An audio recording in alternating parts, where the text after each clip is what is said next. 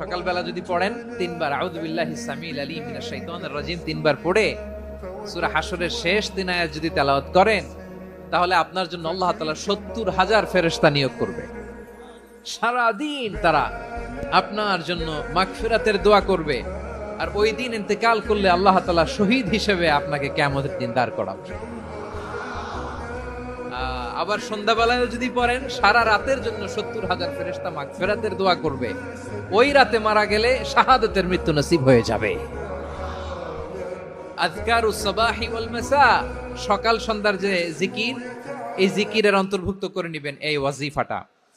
যে হাদিসটা বর্ণনা করলাম সুনানে তিরমিজির হাদিস, যদিও হাদিসটা সনদের দিক থেকে দাঈফ, কিন্তু মুহাদ্দিসিন ইকরাম বলেছেন যেহেতু এটা ফাজাইলুল আমালের হাদিস, এটা পড়ার ক্ষেত্রে কোনো নিষেধাজ্ঞা নাই, এটা পড়া যাবে। সো সকাল সন্ধ্যা যদি সুযোগ হয় এই ওয়াজিফাটা যেন আমরা পড়ি।